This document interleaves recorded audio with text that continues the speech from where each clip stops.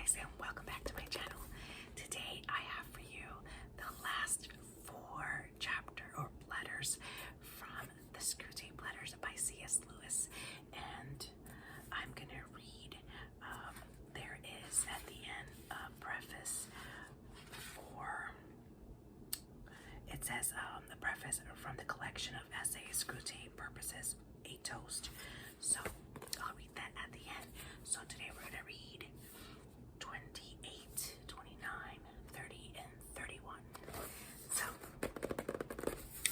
this will be the end, and then at the end I will show you guys the notebook that I will be reading.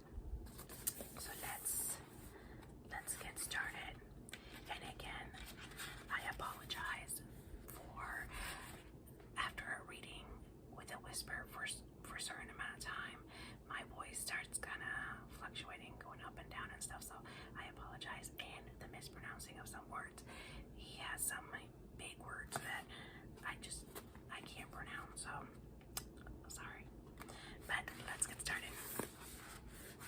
My dear Wormwood, when I told you not to fill your letters with rubbish about the war, I meant, of course, that I did not want to have your rather infantile rhapsodies about the death of men and the destruction of cities, insofar as the war really concerns the spiritual state of the patient. I naturally want full reports, and on this aspect you seem singularly obtuse. Thus you tell me with glee that there is a reason to expect heavy air raids on the town where the creature lives. This is a crying example of something I have complained about already. Your readiness to forget the main point in your immediate enjoyment of human suffering. Do you not know that bombs kill men? Or do you not realize that the patient's death at this moment is precisely what we want to avoid?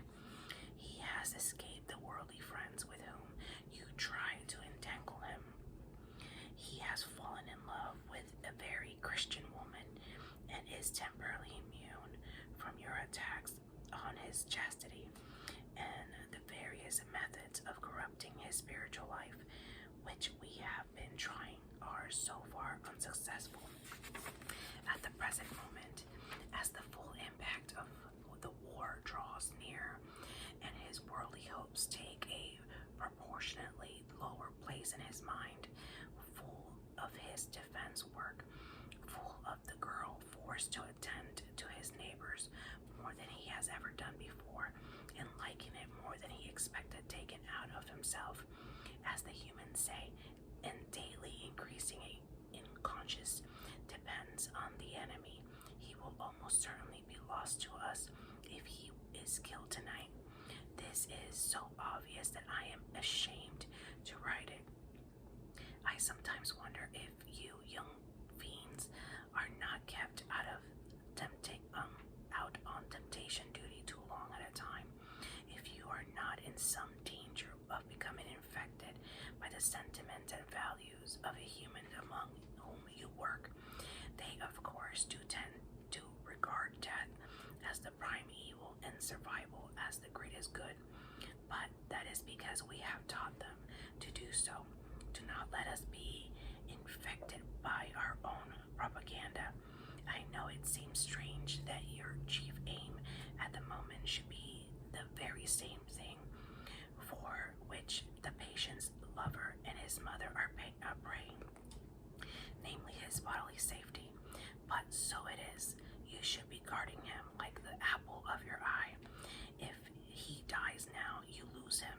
If he survives the war, there is always hope.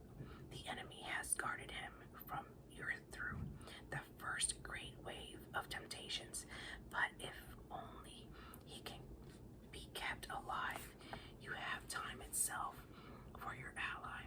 The long, dull, monotonous years of middle-age prosperity or middle-age adversities are excellent campaigning weather.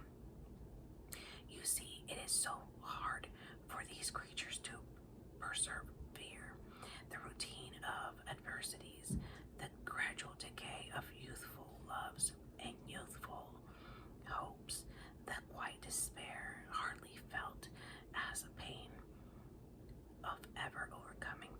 temptations with which we have again and again defeated them, the drawnness which we create in their lives, and the inarticulate resentment with which we teach them to respond to it.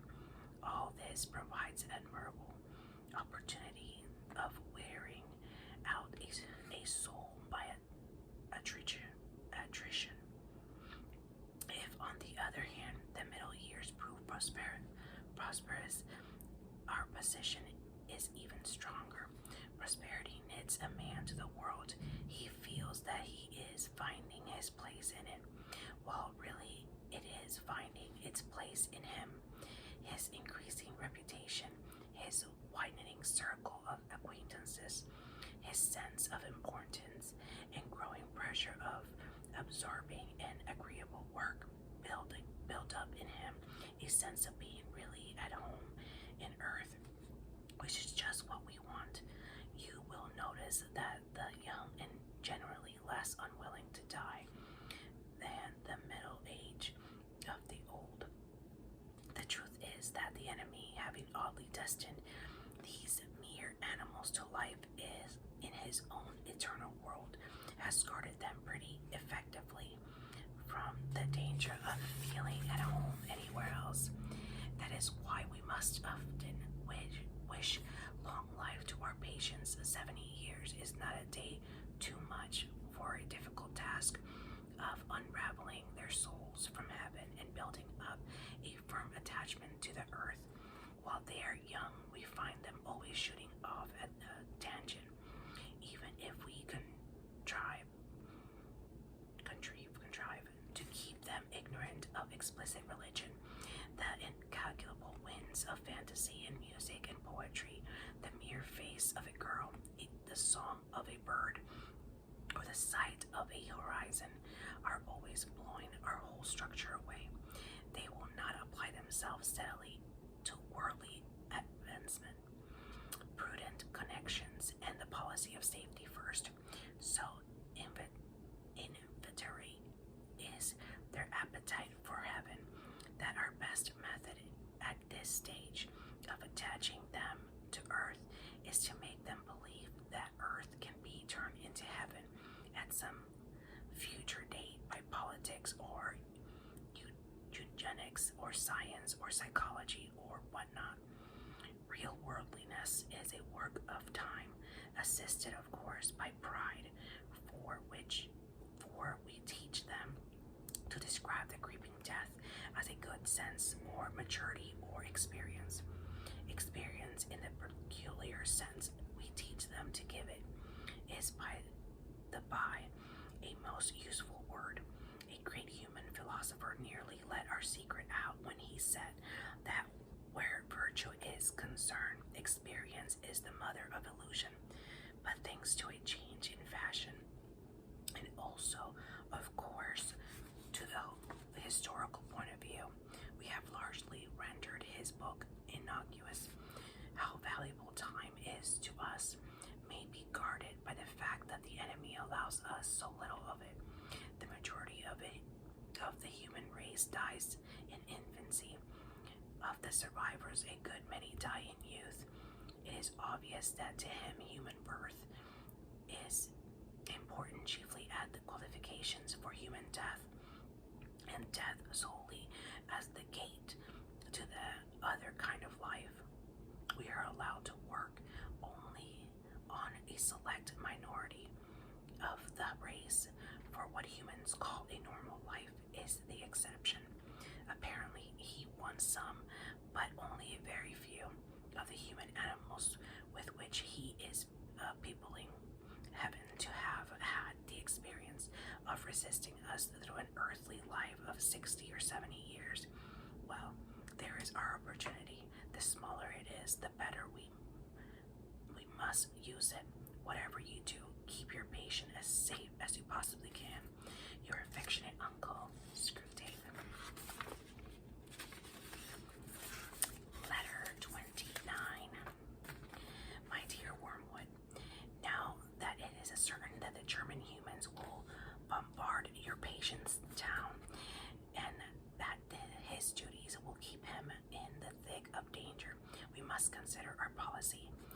Are we to aim at cowardice or at courage with a consequent pride, or at hatred of the Germans? Well, I am afraid it is no good trying to make him brave. Our research department has not yet discovered, though success is hourly expected, how to produce any virtue. This is a serious handicap. To be greatly and effectively wicked, a man needs some virtue. What would Attila have been without his courage, or Shylock without self-denial as regard the flesh? But as we cannot supply these qualities ourselves, we can only use them to supply by the enemy, and this means leaving him in a kind of foothold in those men who otherwise we have made most securely our own. A very unsatisfactory arrangement, but I trust we shall one day learn to do better. Hatred we can manage. The tension of human nerves during noise, danger, and fatigue makes them prone to any violent emotion, and it is only a question of guiding this susceptibility into the right channels. If conscience resist, muddle him. Let him say that he feels hatred not on his own behalf, but on that of the woman and children, and that a Christian is told to forgive his own, not other people's enemies. In other words, let him consider himself sufficiently identified with the women and children to feel hatred on their behalf, but not sufficiently identified to regard their enemies as his own, and therefore proper objects of forgiveness. But hatred is the best combined with fear. Cowardice alone of all the vices is purely painful. Horrible to anticipate, horrible to feel, horrible to remember. Hatred has its pleasures. It is therefore often the compensation by which a frightened man reimburses himself for the miscarries of fear. The more he fears, the more he will hate, and hatred is also a great anodyne for shame, to make a deep wound in his charity. You should therefore first defeat his courage. Now this is a ticklish business. We have made men proud of most vices, but not of cowardice. Whenever we have almost succeeded in doing so, the enemy permits a war or an earthquake or some other calamity, and at once courage becomes so obviously lovely and important even in human eyes that all work is undone, and there is still at least one vice of which they feel genuine shame: the danger of inducing cowardice in our patients. Therefore is lest we produce real self-knowledge and self-loathing with consequence repentance and humility. And in fact, in the last war, thousands of humans, by discovering their own cowardice, discovered the whole moral world for the first time. In peace, we can make many of them ignore good and evil entirely. In danger of the issue is forced upon them in a guise to which even we cannot blind them. There is here a cruel dilemma before us. If we promote justice and charity among men, we should be playing directly into the enemy's hands. But if we guide them to the opposite behavior, this sooner or later produces, for he permits it to produce, a war or a revolution, and the undisguisable issue of cowardice. Their courage wakes thousands of men from moral stupor. This indeed is probably one of the enemy's motives for creating a dangerous world, a world in which moral issues really come to the point. He sees as well as you do that courage is not simply one of the virtues, but the form of every virtue at the testing point, which means at the point of highest reality. The chastity and honesty and mercy which yields to danger will be just, chaste, or honest, or merciful, only on condition. Pilat was merciful till it became risky.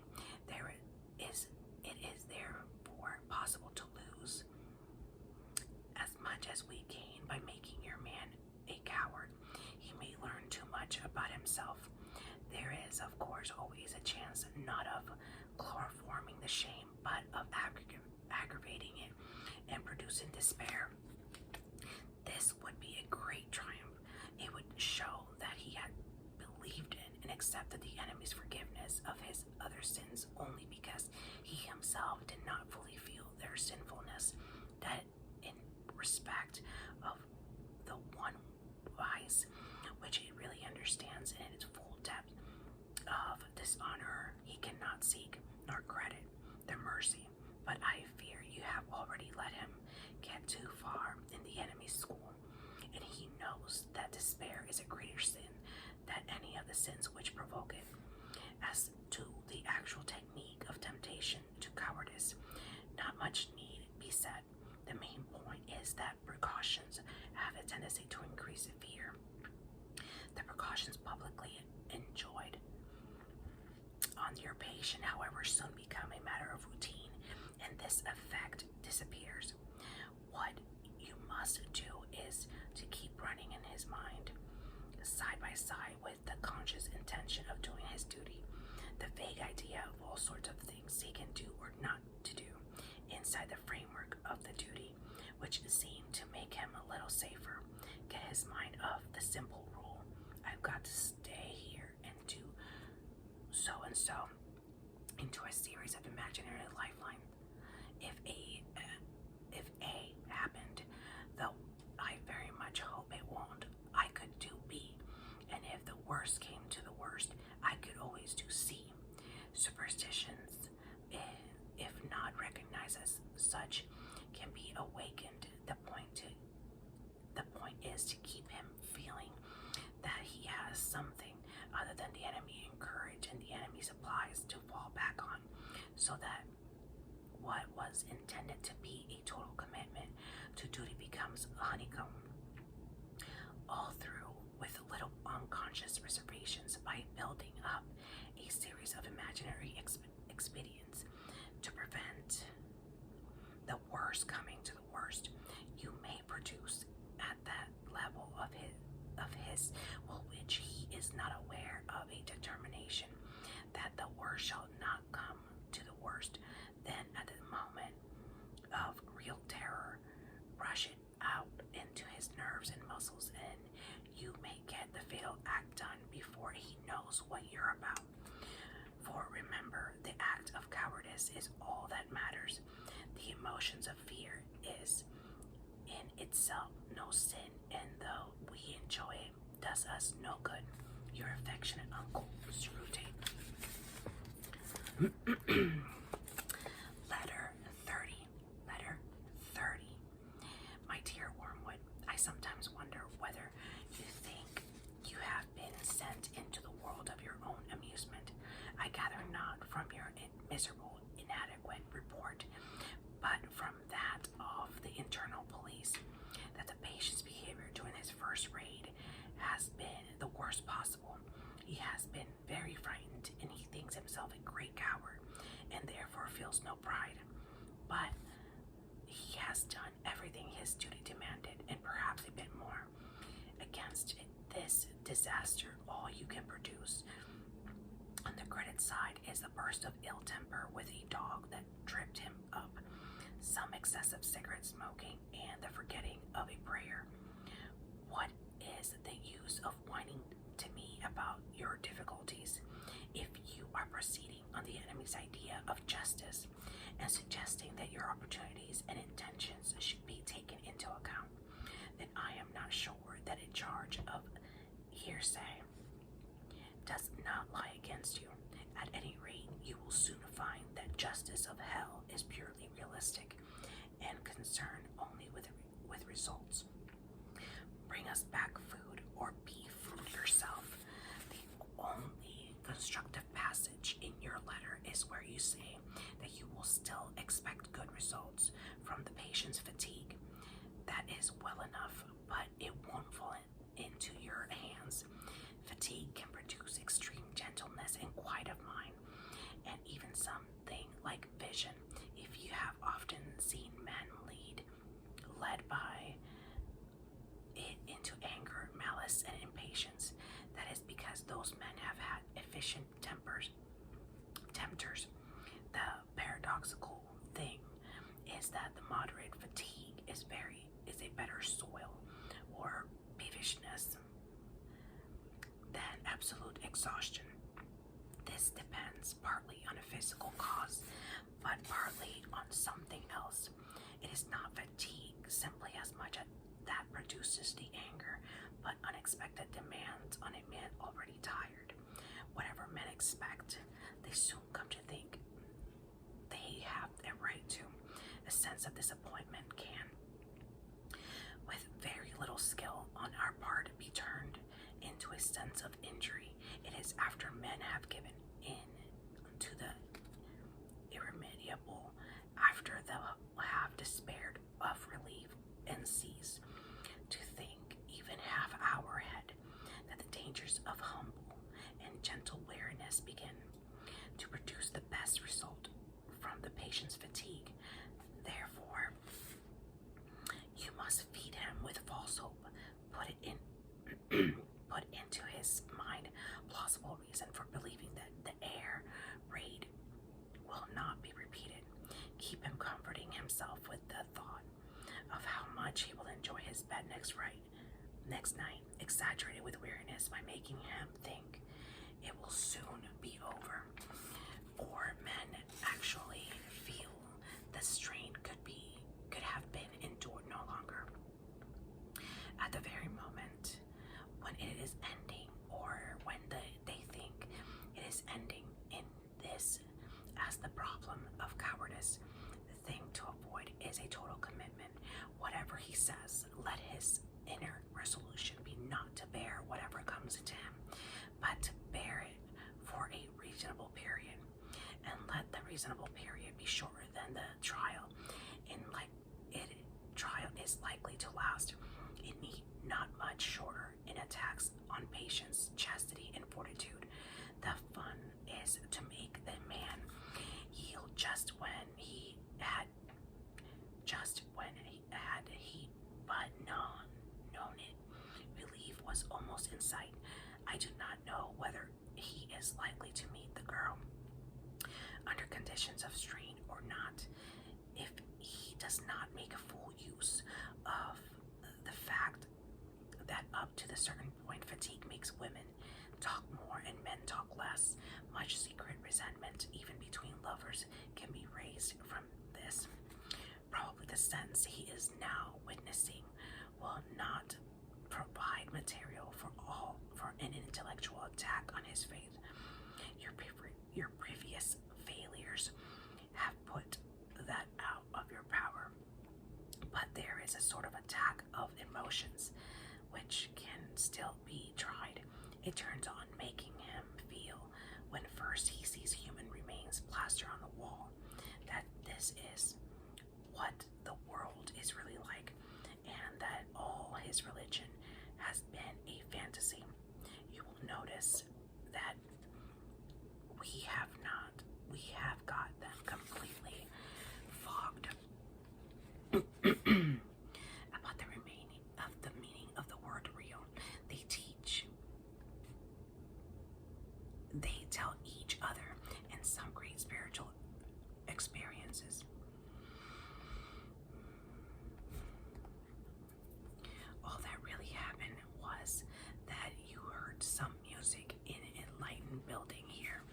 Real means the bare physical facts separated from the other elements in experience they actually had. On the other hand, they will also say it's all very discussing that high dive as you sit here in the armchair, but wait till you get up there and see what it's really like. Here, real is being used in the opposite sense of mean, not the physical facts which they know already while discussing the matter in armchairs, but the emotional effect those facts will have on a human consciousness. Either application of the world could be defended, but our businesses is to keep the two going at once, so that the emotional value of the word real can be placed now on one side of the account, now on the other, as it happens to suit us. The general rule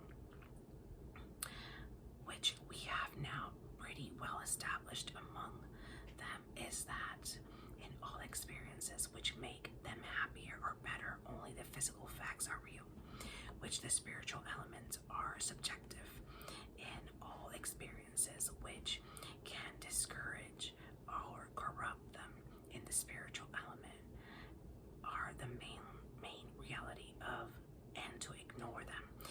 It is to be an escapist. Thus, in birth, the blood and pain are real, the rejoicing a mere subjective point of view. In death, the terror and ugliness reveal that death really means that hatefulness of hatred person is real. In hatred, you see men as they are. You are disillusioned, but the loveliness of the loved person is merely a subjective haze, concealing a real core of sexual appetite or economic association. Wars and poverty are really horrible. Peace and plenty are mere physical facts about which men happen to have certain sentiments. The creatures are always accusing one another of wanting to eat the cake and have it, but thanks to our labors, they are more often in the predicament of paying for the cake and not eating it. Your patients properly handled will have no difficulty in regarding this emotion at the sight of human entrails as the revelation of reality, and his emotion at the sight of happy children or fair weather as mere sentiment. Your affectionate uncle, Screwtape. The last letter, number 31. My dear, my very dear Wormwood, my puppet, my Big's Nine.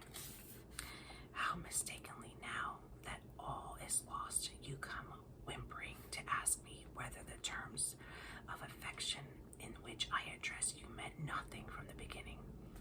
Far from it. Rest assured, my love for you and your love for me are as like as two peas. I have always desired you, as you pitiful fool desired me. The difference is that I am the stronger. I think they will give you to me now, or a bit of you. Love you? Why, yes, as dainty a morsel as ever I grew fat on. You have let a soul slip through your fingers. The howl of sharpened famine for that loss re-echoes at this moment through the levels of the kingdom of noise down to the very throne itself. It makes me mad to think of it. How well I know what happened at the instant when they snatched him from you. There was a sudden clearing of his eyes, was there not? As he saw you for the first time and recognized the part of you had in him, and knew that you had it no longer. Just think and let it be the beginning of your agony, what he felt at that moment, as if a scab had fallen from an old sore, as if he were emerging from the hideous shell-like tether, as if he shuffled off for good and all, a defiled, wet, clinging garment. By hell, it is misery enough to see them in their mortal days taking off dirt-dried and uncomfortable clothes and splashing in hot water and giving little grunts of pleasure, stretching their eased limbs. What then of this final stripping, this complete cleansing? The more one thinks about it, the worse it becomes. He got through so easily. Now gradual misgivings, no doctor's sentences, no nursing home, no operating the theater, no false hopes of life, sheer intentuous liberation. One moment it seemed to be all our world. The scream of bombs, the fall of houses, the stink and taste of high explosive on the lips and in the lungs, the feet burning with weariness, the heart cold with horrors, the brain reeling the legs aching. Next moment, all this was gone, gone like a bad dream, never again to be of any account. Defeated, outmaneuvered, fool. Did you mark out naturally as if he'd been born for it? The earth-born vermin entered the new life. How all his doubts became in a twinkling of an eye ridiculous. I know what the creature was saying to itself. Yes, of course. It always was like this. All horrors have followed the same course, getting worse and worse, forcing you into kind of bottleneck till at the very moment when you thought you must be crushed, behold, you were out of the many arrows, and all was suddenly well. The extraction hurt more than the tooth was out. The dream became nightmare, and you woke. You die, and then you are beyond death. How could I ever have doubted it? As he saw you, he also saw them. I know how it was. You reeled back, dizzy and blinded, more hurt by than he had ever been by bombs. The degradation of it, that this thing on earth and slime could stand upright and converse with spirits before whom a spirit could not cower. Perhaps you had hoped that the awe and strangeness of it would dash his joy, but that is the cursed thing. The gods are strange to mortal eyes, and yet they are not strange. He had no faintness conception till that very hour of how they would look, and even doubted their existence. But when he saw them, he knew that he had always known them, and realized that part of each one of them had played at many of an hour in his life when he had supposed himself alone, so that now he could say to them one by one, "Who are you?" But so it was you all the time, and all that they were and said at this meeting woke memories, the dim consciousness of friends about him which had haunted his solitude from infancy was now at last explained. The central music and the every pure experience which had always just evaded memory was now at last recovered. Recognition made him free of their company, almost before the limbs of his corpse became quiet. Only you were left outside. He saw not only them, he saw him, this animal, this thing begun in a bed could look at it on him. What is blinding, suffocating fire to you is now cool light. To him is clarified itself and wears the form of a man. You would like, if you could, to interpret the patient's